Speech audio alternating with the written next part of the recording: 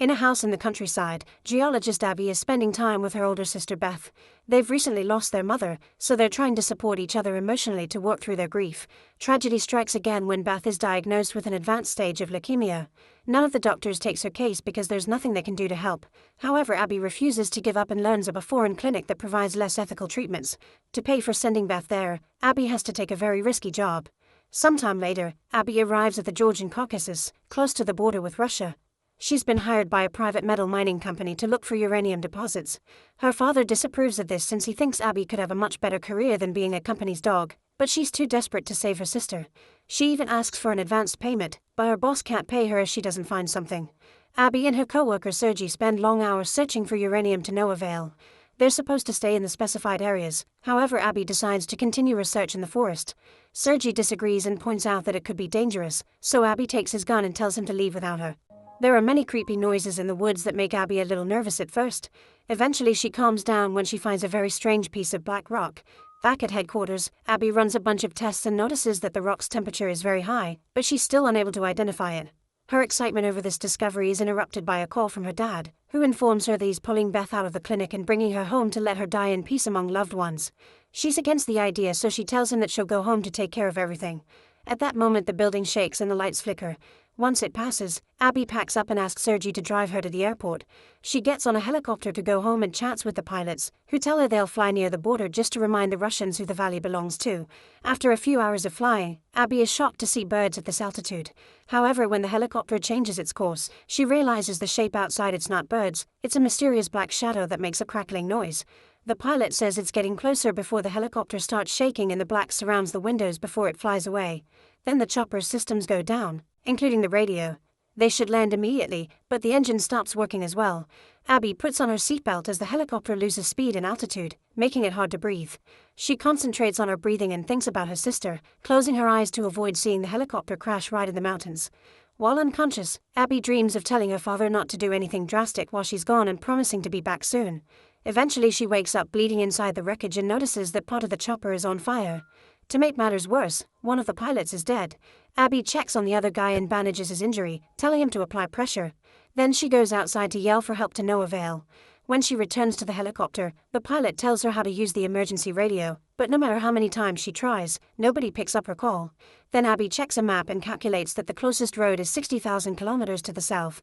She decides to break a bunch of boxes and start a big fire, hoping someone will see it from a distance. The next morning, Abby discovers the second pilot has also died. She has a panic attack and cries as she realizes she is trapped alone in the wilderness.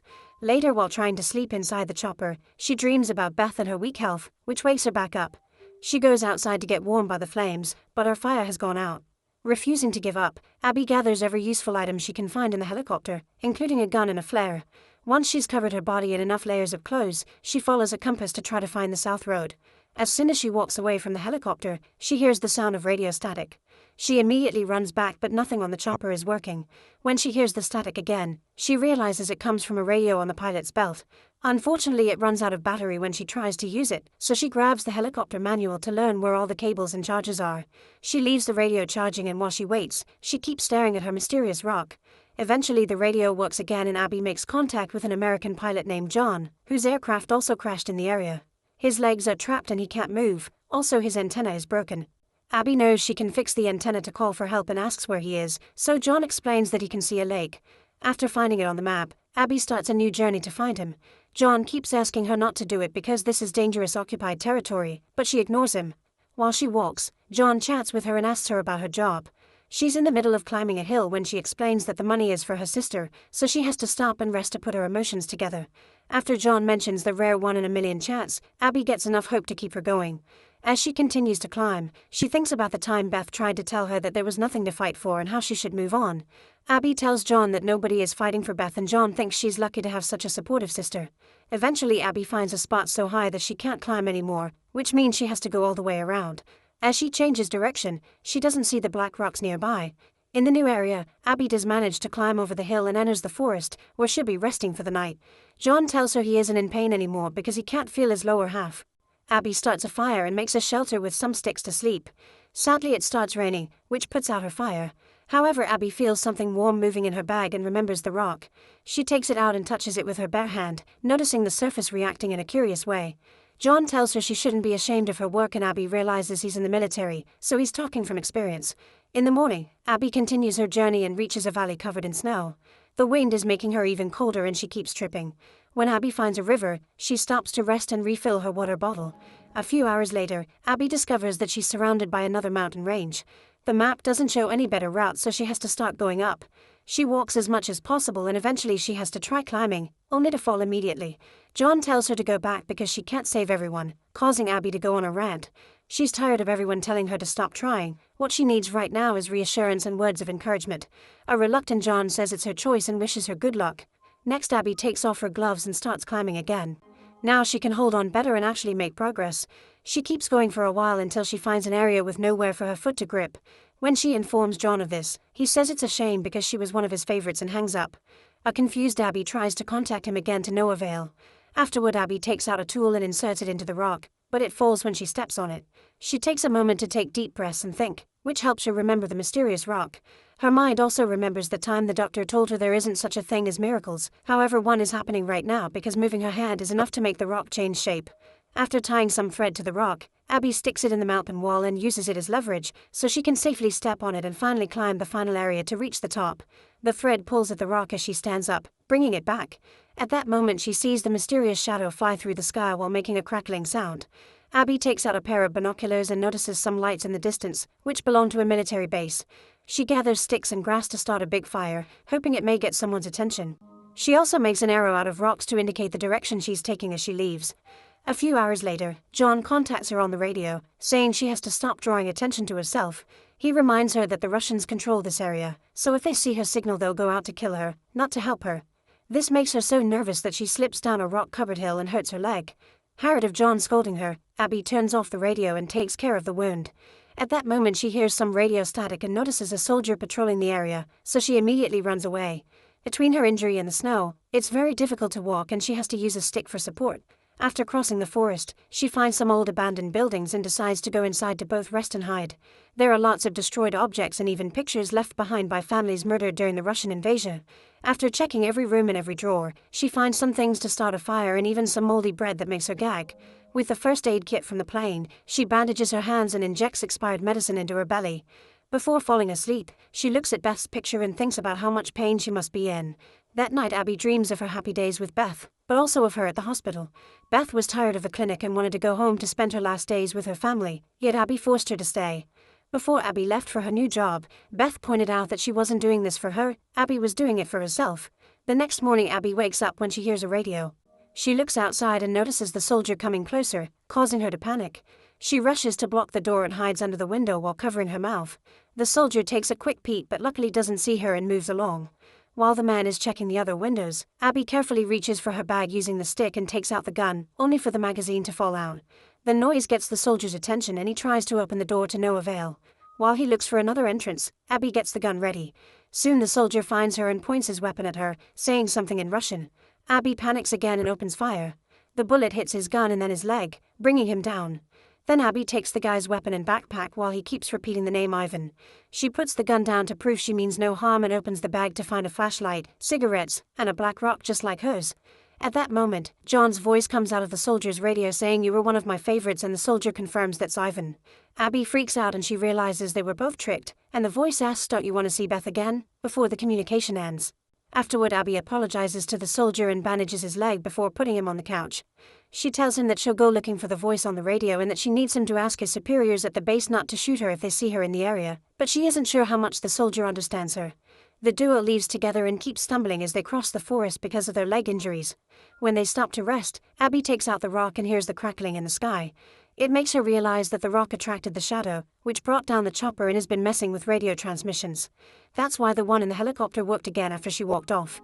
Furious, Abby throws the rock away and screams in frustration. Then the duo starts crossing a valley covered in snow. As their feet move the snow away with every step, they realize they're walking on ice and this is the lake.